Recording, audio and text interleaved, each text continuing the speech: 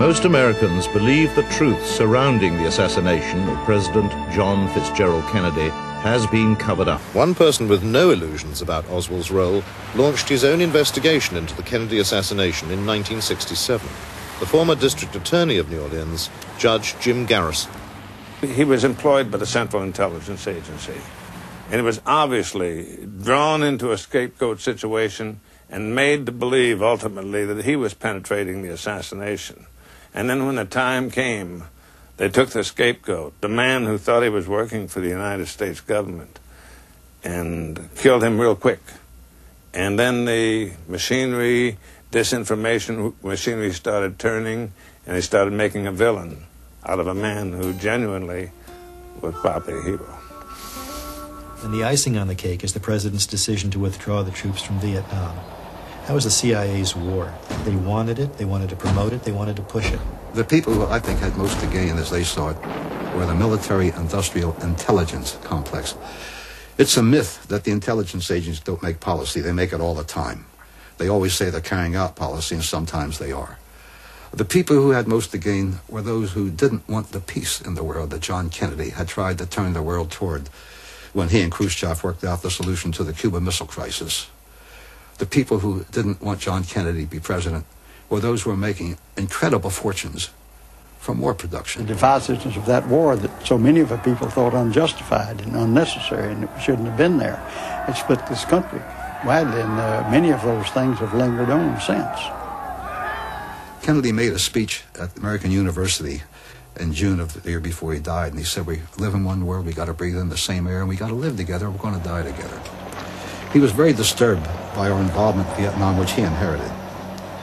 And there came a time when he called his generals in and spoke to them, and after he spoke to them, the Pentagon issued a small statement saying that we have re-evaluated our involvement in Vietnam and find that we can begin to withdraw our men.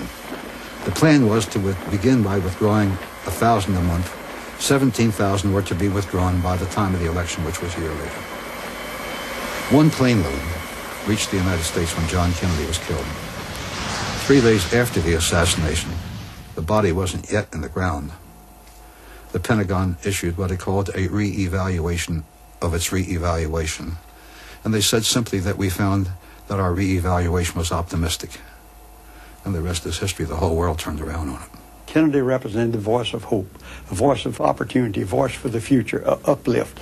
People could hardly stand on their feet. They'd jump up and down when he came along the street. And this great voice of hope for the future, of a better America, was stilled by the assassin's bullets.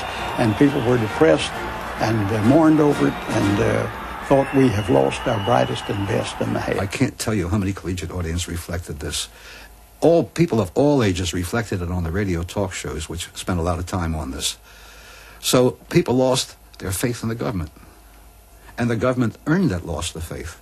And I think perhaps the second is more important, that when the government justifies a loss of faith, it really is a deep subversion. None of the things that the critics brought to light were treated responsibly by any responsible element of the press. If it hadn't been for the kookiest of all, the radio talk shows, we critics would not have been able to reach the people we did, and they were very important. The Washington Post resisted it, the New York Times resisted it, the major TV networks resisted it, unless you had something nutty, unless you had something dramatic, unless you had something they knew wasn't true. But substantial criticism never had a voice. And that's what the working of a democratic society requires. Most of all, when it's a crime of the magnitude of the subversiveness of this one, the assassination of a president. If the press would just open their eyes, if the media would accept the fact of the conspiracy, instead of just arbitrarily disbelieving, we'd have some allies. A handful of critics and researchers in this case have gotten remarkably far on their own. But if the press would just be honest about it and question and do their job, we could learn a lot more. The fact of the assassination conspiracy is beyond doubt. Only the scope is in question. The strongest ally the cover-up has had has been the American media, both because they are unable or unwilling to accept the conspiracy or the fact of a conspiracy, or because they know better and are serving their masters well. One of the two. The government engages in the truth-finding process and in some way doesn't tell us the truth. It's violated the very, very precepts upon which this government was founded. And those precepts are found, if one wishes to look, not only in the Declaration of Independence, but in the Constitution, and particularly in the Bill of Rights. That is what guides this government. It is our founding principles. It matters.